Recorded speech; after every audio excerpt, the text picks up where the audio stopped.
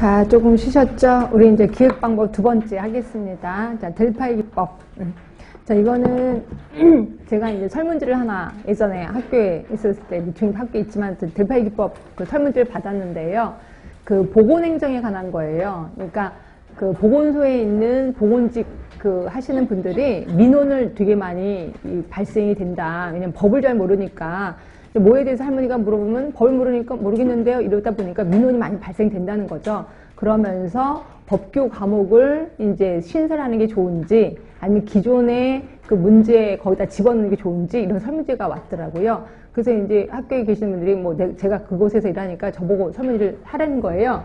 설문지 보니까 뭐 쭉 상황이 딱 써 있고 그 다음에 기존 법을 하나 만들 건지 아니면 기존의 과목에 집어넣을 건지 체크를 하래요. 그래서 저는 아예 법을 만들어야 된다. 법규 과목을 그렇게 얘기를 했거든요. 제가 보건소에서 너무 많이 힘들었거든요. 법을 모르다 보니까. 그래서 이제 체크를 하고 그래서 이제 임비 처리해서 보냈어요. 그러고 나서 제가 잊어버렸거든요. 한 6개월 정도 있다가 또 다시 설문지가 온 거예요. 그래서 앞에 설문지 결과 과목을 신설하는 건 그렇고 보건행정에다가 법규 과목을 집어넣기로 했다. 이렇게 나오면서 그럼 어떤 법이 좋으냐 이렇게 해서 법이 쭉 나와 있더라고요. 그래서 저는 의료법, 보건의료기본법 몇 개 체크를 해서 또 보냈어요. 그래서 또 왔는데 그건 한 6개월 뒤에 또 왔어요. 그래서 법은 보건의료기본법, 의료법 이런 것들을 하기로 했다. 그러면서 몇 문항이 좋겠느냐 그것도 체크하라고 돼 있더라고요. 이렇게 왔다 갔다 하다가 결국 이제 마지막으로 감사합니다라고 이제 회신까지 받았습니다. 이런 거를 우리는 델파이 기법이라고 해. 결국 델파이 기법은 그 전에 한 번도 한 적이 없는 거야. 근데 아이디어가 없어. 이럴 때 우리 전문가한테 의견을 묻는 거예요. 그럼 여러분들은 전문가를 한꺼번에 모아놓고 물어보고 빨리 끝내지 이렇게 시간을 왔다 갔다 하게 하느냐라고 하는데 전문가들이 딱 모여지면 나름대로 거기도 서열이 있습니다. 결국 눈치를 보게 되는 거죠. 그래서 전문가 중에 나이가 많으신 분이 그렇게 하자라고 하면 예 그럼 그렇게 합시다 뭐 이렇게 얘기한다는 거죠. 그러니까 결국 다른 사람의 압력을 배제하기 위해서 이거 하는 거야. 결국 이거는 전문가의 의견은 의견인데 주관적인 의견이에요. 지극히 주관적인 의견을 듣고자 한다. 이러다 보면은 그리고 또 이 의견이 이게 통일될 때까지, 그러니까 공통적인 것만 뽑아 나가는 거예요. 그래서 이렇게 결과가 나왔다 해서 공통적인 것만 하는 거지, 다른 이견 같은 거는 다 무시된다라고 보시면 돼요. 그래서 공통적인 것만 뽑는데, 그럼 이러다 보면 단점이 꽤나 많아요. 예, 시간이 너무 오래 걸리죠. 그리고 이게 익명 처리거든요. 사람 이름을 안 쓰게끔 돼 있거든요. 그러다 보면 내가 계속해서 답을 달았지만 다른 학교에서는 또 다른 교수가 또 답을 다는 경우도 있잖아요. 그렇게 되면 엉뚱하게 결과가 나갈 수도 있는 거고, 그 다음에 또 하나 지극히 주관적이라 그랬잖아요. 전문가들도 자기 분야만 알지 다른 데 몰라요. 이러다 보면 이쪽에 대해서 전혀 모르는 분들은 뭐 이런 거 시험 봐 말도 안 돼 이렇게 엉뚱한 결과 나올 수도 있다 이렇게 보시면 돼. 이거 우리 델파이 기법이라고 하는 거고요. 하여튼 여러분들은 델파이 기법이 뭐라는 것만 좀 알아두시면 돼.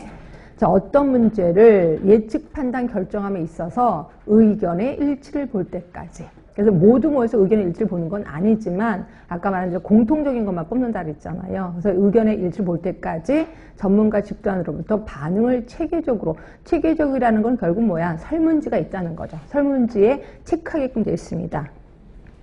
결국 체계적인 설문지가 있다는 거고 여기서 도출해서 분석 종합하는 하나의 조사 방법이 있다. 예, 그렇게 알고 계시면 돼. 얘도 워낙 자주 나오는 애입니다. 좀 기억하시고 그 다음에 3번하고 4번을 묶어 주실 겁니다. 3번은 PERT, 과업 평가 검사 기법.